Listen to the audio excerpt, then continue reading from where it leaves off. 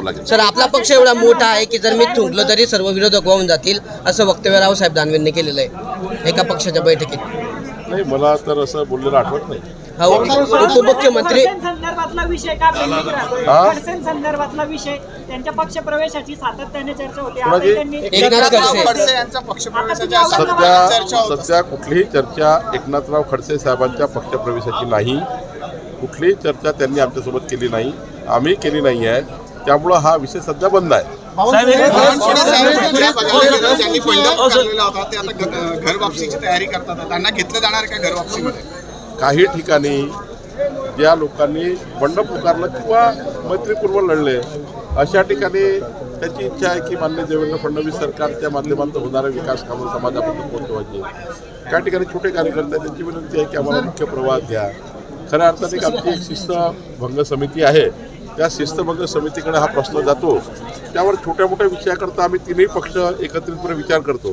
कारण जेव्हा आम्ही कुठल्याही कार्यकर्त्याला पक्षप्रवेश देतो तेव्हा हे ठरलं आहे की तिन्ही पक्षाचे नेते बसून त्यामध्ये कुणाला हार्मफुल होणार नाही याची काळजी घेतो आणि त्यानंतर पक्षप्रवेश तिन्ही पक्षामध्ये होत आहे.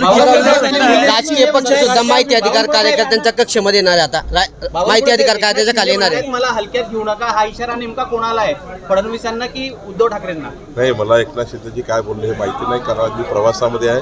नक्कीच एकनाथ शिंदेजी महायुतीबद्दल असं बोलू शकत नाही. एकनाथ शिंदे प्रगल्भ नेते आहेत. महायुतीच्या कुठल्याही व्यक्तीबद्दल किंवा पक्षाबद्दल एकनाथ शिंदेजी असं बोलू शकत नाही, कारण त्यांनी या राज्यामध्ये महायुती पुढे नेली आहे आणि पुढेही महायुती एकनाथ शिंदेजी आम्ही सर्व म्हणून पुढे नेणार आहोत. एकनाथ शिंदेजी असे बोलले असतील तर ते महायुती संदर्भात कधीच बोलू शकतात. राजकीय पक्ष माहिती अधिकार कायद्याच्या कार्यकक्षेत येणार आहेत. राजकीय पक्ष काय कोणी कोर्टाने, सुप्रीम कोर्टाने लाडके बहीण असेल किंवा अन्नधान्य वाटप असेल, कोर्टात काही जर मांडायचं तर पुन्हा मांडू. पण माननीय उच्च न्यायालय असेल किंवा माननीय सुप्रीम कोर्ट असेल, जे आम्ही सबमिशन करू ते खऱ्या अर्थाने या राज्याची आर्थिक स्थिती का गरज आहे लाडक्या बहिणींना मजबूत करण्याची, उद्याच्या काळात सक्षम महाराष्ट्र घडवायचा असेल तर आम्हाला लाडक्या बहिणींना अजून त्या ठिकाणी सक्षम करावं लागेल. घर सक्षम करायचं असेल तर लाडक्या बहिणींनाच आर्थिक मजबूत करावं लागेल. आणि म्हणून घराची सक्षमता, राज्याची सक्षमता ही आमच्या बहिणींना मदत करून होईल म्हणून योजना तयार केली आहे.